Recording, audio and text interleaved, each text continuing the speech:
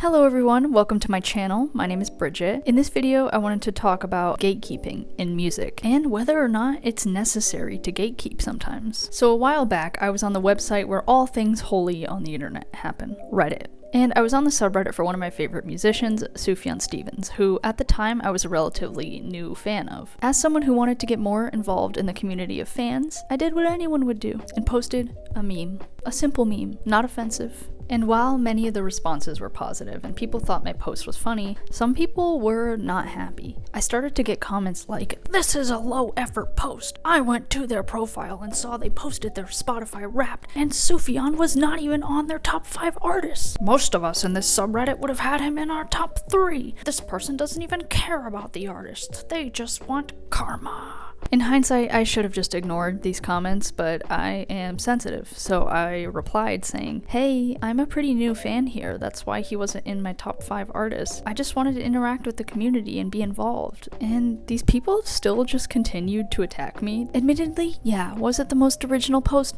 No, it was a meme. Reddit is 99% memes. But did I deserve to get attacked like that? Pretty much solely on the basis that this artist was not in my Spotify Wrapped? Also no. And interactions like this could easily deter someone from listening to an artist's music altogether. In defense of Sufjan fans, many people did support me in the comments saying, "Hey, ignore those guys, welcome to the community, what's your favorite song, blah blah blah." And while I value my mental health more than to pay too much attention to comments on Reddit, I do think this interaction was representative of the greater issue in music communities of gatekeeping. For those of you who don't know, gatekeeping is basically denying someone access to something. This often manifests itself in the form of fans of a smaller artist not wanting the artist to get too popular, because then it will mean that they're not quirky and different and cool for liking this artist anymore. There are 2 main reasons this happens when a smaller artist suddenly gains a huge following. The first one is when the song is used in a popular film or television series.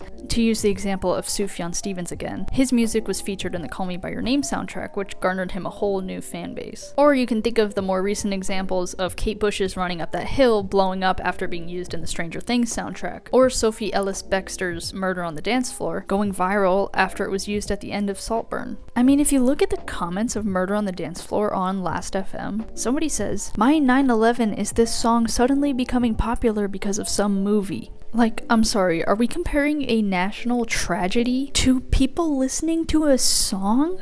Bruh, you need to calm down. The second reason, and probably the most common one, is when an artist gets associated with a viral trend on TikTok and blows up on social media. A prime example of this is Mitski. Now, I am a huge fan of Mitski. I've been listening to her since 2019, before her massive rise in popularity through TikTok. And as someone who's been a diehard fan of hers for a while, it's been really interesting to see how different her fan base is pre and post TikTok. When I first discovered her, she was a relatively underground artist. She wasn't obscure, but most likely people wouldn't know her name if you just mentioned it to someone on the street. And now she's one of the top 100 most played artists on Spotify. This has led to some long-term Mitski fans being a little bit upset at this new, extremely chronically online fan base of hers that is acting really unhinged and disrespectful towards the artist. Fans have begun screaming "mother" at her and meowing at her in concert.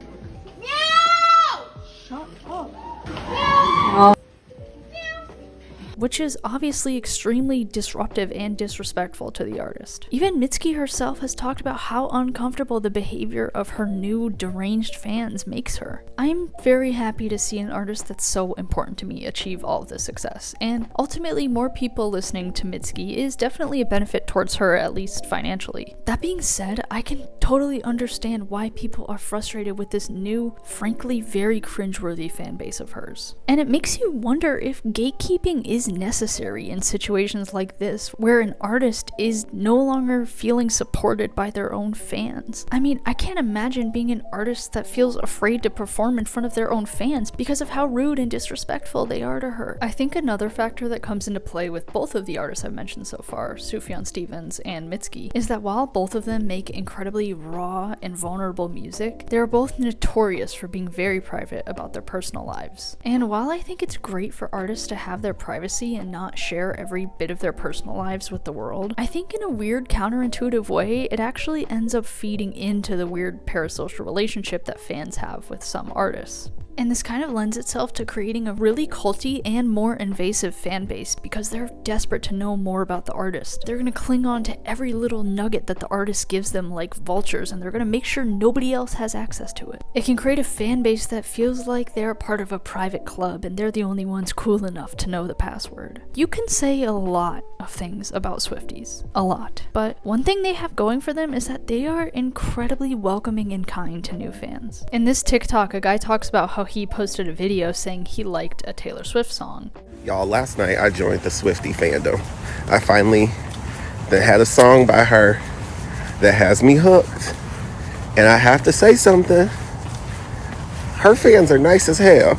He goes on to talk about how welcoming the Swifties were and how they started commenting song recommendations based on the one he liked. I think this is likely because Taylor Swift fans know that she's one of the most popular artists, if not the most popular artist in the world. And she's a pretty open book when it comes to her personal life, and she shares a lot with her fans. There's no reason to gatekeep Taylor Swift because there's no gate to be kept. She's like a minimum security prison. I can totally understand why people gatekeep, and I don't think having that mindset inherently makes you a bad person. Hell, I've even been an offender of gatekeeping before. When Mitski first blew up on TikTok, I was a little bit sad that she was no longer my personal little treasure to hold on to. Everyone wants to feel unique and special, and music taste is really personal to people. But ultimately, it's important to realize that you are so much more as a person than how obscure your music taste is. And if a certain artist is so deeply important to you, wouldn't you want to share that with other people? If Mitski got me through the worst times of my life, wouldn't I want other people to have that opportunity as well? We as fans have to realize that an artist gaining exposure is a net positive. Do we want our favorite artist to be working at